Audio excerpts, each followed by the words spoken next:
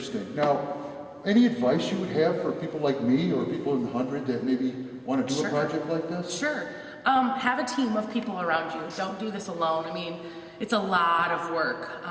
When we do it monthly, but we encourage people to do it quarterly, I have a very firm belief in that you don't have to have a lot of rules to make it happen. So the only rule with Detroit Soup is that it has to benefit Detroit.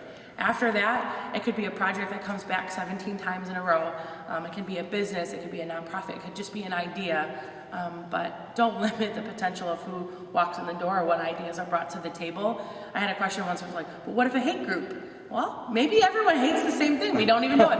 Or it's a chance for, really in my mind, it's a chance for dialogue of where can we move this idea to an idea of care or of community redevelopment. And then also it's a chance to vent your project. So just getting the word out there, saying that you're going to do this and opening it up for the community and just letting it happen.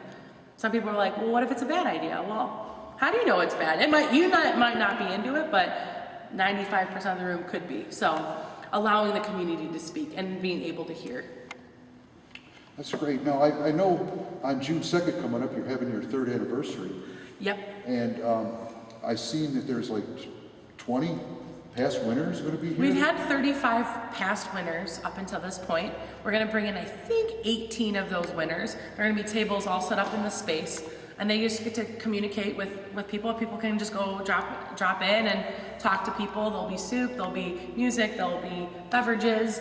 Just celebrating Detroiters, giving back to Detroiters over $30,000 towards creative initiatives. Wow. You'll see how some of these ideas have turned into small businesses. Some of them will turn into nonprofits. Maybe somebody will walk into the room and say, I have an idea, but I don't know what to do with it. And maybe talk to one of the past winners and hear their story and hear about their idea, how they took the money, they failed on their idea, or they came up with new conclusions, or they found new avenues of how to work within the idea. Before trying to raise $250,000, they got $2,500, and what that small amount of money can do a huge, huge impact. And usually it's the grants that had less than $1,000 that have some of the biggest impact within the community. That was, very interesting to me to see the different age groups you had here too. I mean, I'm almost 60 years old, so I thought I'd be the oldest one, but the table I was at had people older than me. And then I seen teenagers, and I seen small children, and I seen everybody, and everybody was excited, and I think you're doing a really good thing. Thank you. So you raised over $30,000 in 3 years? That is amazing.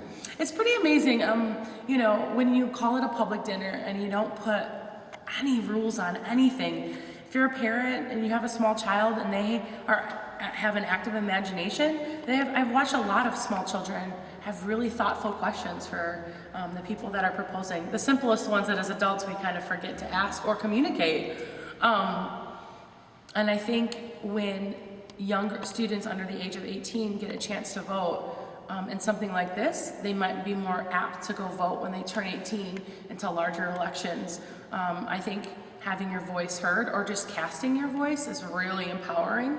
And I think it's really incredible that even if your vote or your project that you voted for didn't win, they might turn around and you're still accepting that whoever wins gets your $5, whether you chose that one or not. And I think that's what democracy is about. I mean, I've watched a lot of projects that I think would be amazing for the community not win, but go on and do their project anyways. I've seen some projects that should win and then gone on and done incredible things for the community. I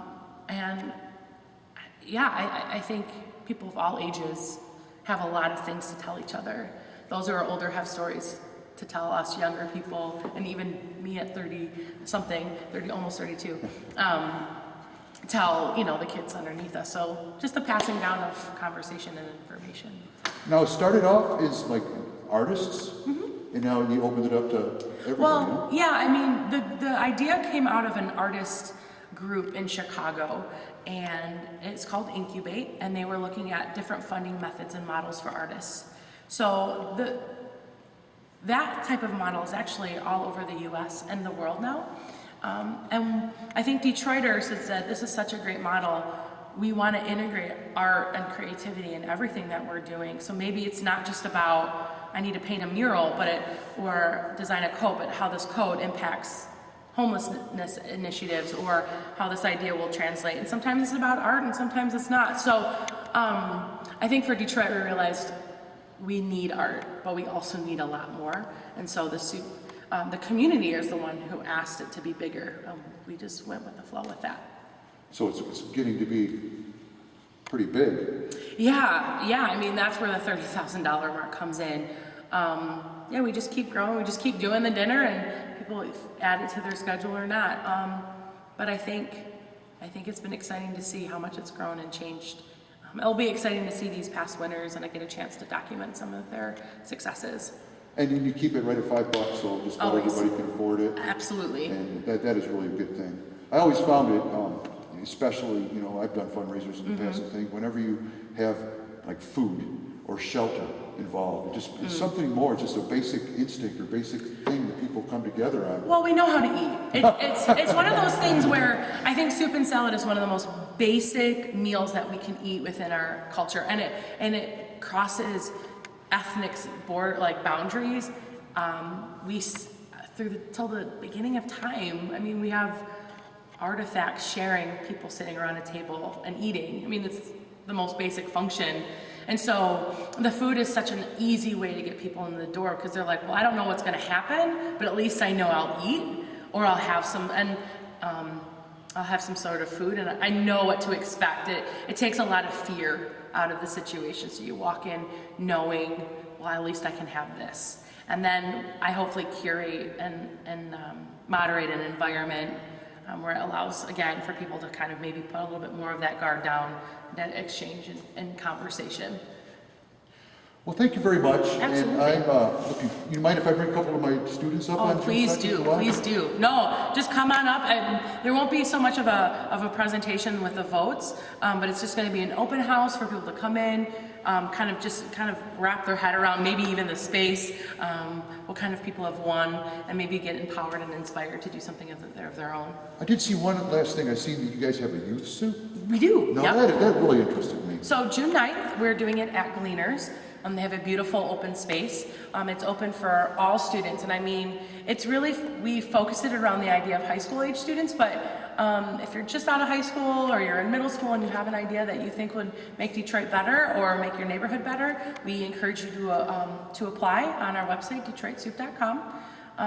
And we're just having it's all youth run, it's all youth, we have a youth board, and they're encouraging their friends to come out and support this idea. So if you're in high school and you want to come out and just maybe observe it, June 9th might be the place. Beautiful, beautiful. Mm-hmm. Well, I brought something for you. Oh, thank you. I would like to make you an honorary member of my school, Monroe Martial Arts. Oh my gosh, that's an honor. Thank you so much. This is great, thank you. Appreciate your time. Absolutely. Thank you very much. Absolutely. Thanks, Joe.